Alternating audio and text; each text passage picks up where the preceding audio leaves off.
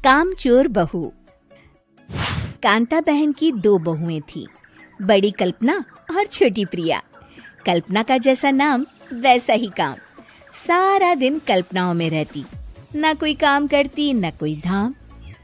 अरे कल्पना बहू, जरा अच्छी सी चटनी पीस दे, आज कुछ मजेदार खाने का मन है। पेट में जलन हो जाएगी माँ जी बुढ़ापे में, और वैसे भी मेरा काम करने का वक्त शाम का है, अब प्रिया को ही बोल दो। इतना कहकर कल्पना वहां से चली जाती है। कांता कल्पना के ऐसे रवैये से काफी परेशान रहती हैं। मैं बना देती हूँ माँ चटनी, ऐसा बोलकर प्रिया माँ को चटनी बनाकर प्लेट में खाने को देती है कि तभी वहाँ कल्पना आ जाती है। अरे वाह चटनी, जरा चख कर तो देखूं, बड़े दिन हो गए। अरे नहीं बहू, तू तो रहने ही दे चटनी खाना, पेट में जलन हो जाएगी।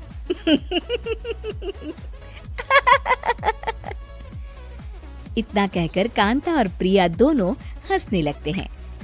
कल्पना सारा दिन या तो मोबाइल में यूट्यूब देखती या फिर सोती रहती। उसका कमरा भी बिखरा और गंदा रहता। एक दिन कल्पना का पति अशोक उससे कहता है, अरे कल्पना, जानवर भी उस जगह को साफ कर लेता है जहाँ वो बैठता है, तुम तो इंसान हो, कैसे इतने गंदे कमरे में रह लेती हो? देखो सारा सामान यहाँ वहाँ बिखरा पड़ा है। ज्यादा अपनी माँ का बोल ना बोलो। हाँ, कमरा तुम्हारा भी तो है, गंदा लग रहा है तो साफ कर लो। पता नहीं तुम्हारे साथ मैं कैसे जिंदगी बिताऊंगा। इतना कहकर अशोक वहाँ से चला जाता है। कल्पना बस खाना खाने कमरे से बाहर आती और फिर से कमरे में चली जाती। इससे कांता बहन काफी परेशान रहती। एक दिन प्रिया कांता से कहती है, माँ, मैं सारा दिन काम करके थक जाती हूँ, आप कल्पना दीदी से कहिए ना कि सुबह और शाम का काम बांट ले, मैं तो अब सिर्फ एक वक्त का ही काम करूँगी। हाँ। अरे तू वो भी ना करना, एक बहू तो कामचोर थी ही, दूसरी भी आ गई काम ना करने के बहाने लेकर। तभी वहाँ प्रिया का पति रमेश आ जाता है। माँ, मैं देख रहा हूँ भाभी कोई काम नहीं करती, प्रिया सारा दिन घर और रसोई का काम करती है, अब कुछ करो ना माँ। कांता मन में कुछ सोचती है और कल्पना के पास जाती है।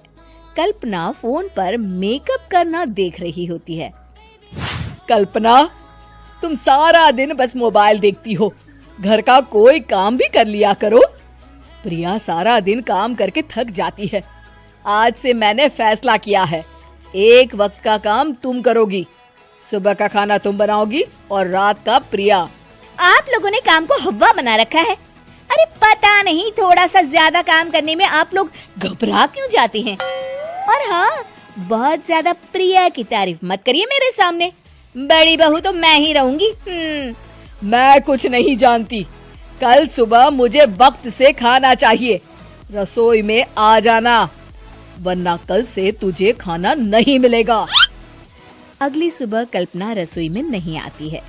वो देर से सोकर उठती है और बाहर आकर कहती है,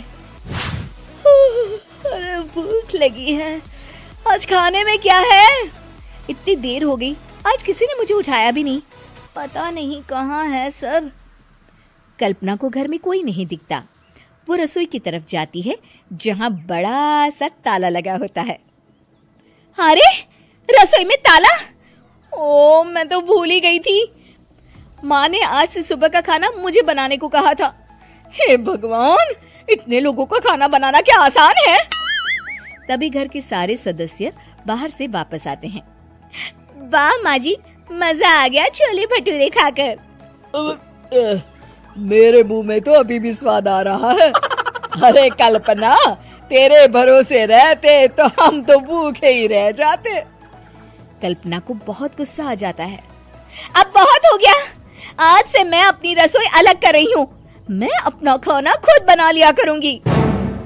कल्पना अपनी रसोई अलग कर लेती है, पर आए दिन उसका देर से उठना और काम न करने की आदत से वो भूखी ही रह जाती थी। उसी के सामने घर के लोग अच्छे अच्छे पकवान खाते और कामचोर कल्पना को जैसे तैसे ही खाना बनाकर खाना पड़ता। पर एक दिन तो हद ही हो गई। माँ, दीदी आज सुबह से कमरे से बाहर नहीं निकली, हमें जाकर देखना चाहिए। सो रही होगी कामचोर कहीं की। पर तुम कहती हो तो चलो देख लेते हैं उसे। कल्पना कमरे में पेट पकड़कर बैठी होती है।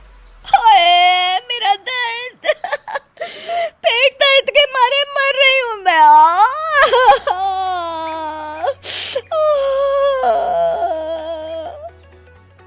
अरे दीदी, क्या हुआ?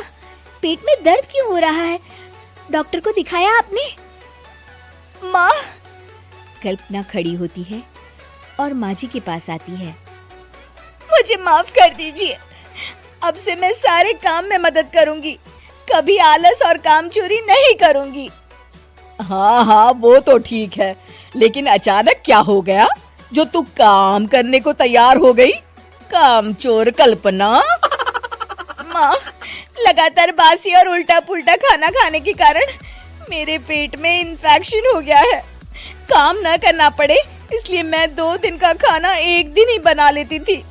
बासी और खराब खाना खाने के कारण लेने के देने पड़ गए। पेट में दर्द हो रहा है। चलो अच्छा हुआ, देर आए दुरुस्त आए।